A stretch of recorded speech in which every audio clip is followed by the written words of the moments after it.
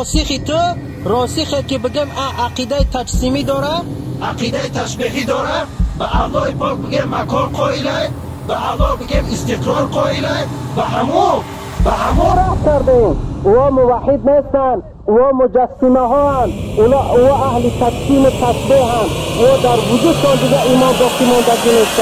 ایمان کیهای از دست دادگیان. فهمیدی؟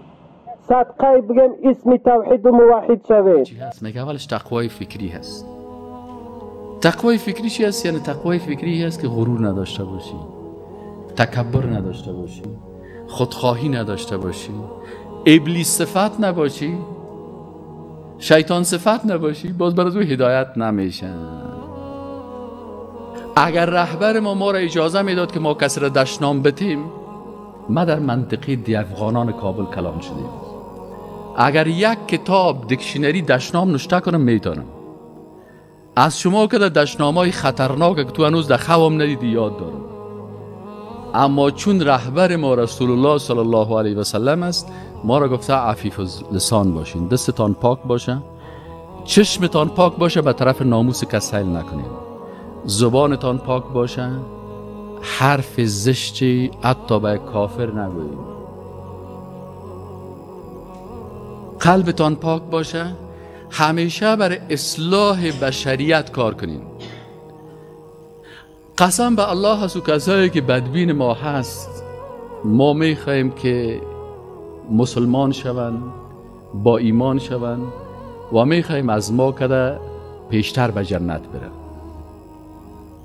از ما کده پیشتر به جنت برن.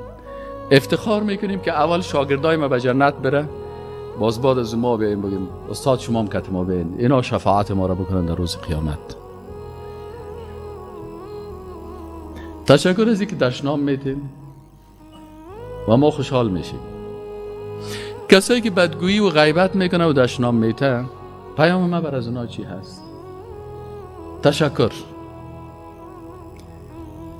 اگر به آخرت ایمان دارین و نماز خوبش خوانده بدی، در روز آخرت از نمازایت بر من میرسه. از مکافات عمل غافل مشو. گندم از گندم بروید، جوز جو. کس که غیبت مرا بکنه یا بدگویی مرا بکنه، ان شاء الله تعالی رسول الله صلی الله علیه و سلم گفته که در روز قیامت باز الله متعال اعمال نیک از او را گرفته، به اندازی اونمو که ظلم نشه عادلانه نمازهای از او را میگیره بر من میتن. یا کسی میگه خوب شاید یک کافر باشه، یک کمونیست باشه، یک مرتد باشه، الله متعال باز گناه های من میگیره، در فرق از اون میپرته. از این خاطر چقدر خوب است. تشکر. هر قدر که کامنت نوشته کردم بیتانین نوشته کنین و ما کل شبا خوشحالی میپذیریم. سابق اگه یک تا کامنت زشت میدادین، آل یک 15 تا بدین. سابق اگه یک منزلتان آباد میشد، 10 منزلتان آباد شد. ما دنیا را هم نخواستیم. اگر ما دنیا را میخواستیم، شما پشت دنیا میدوین.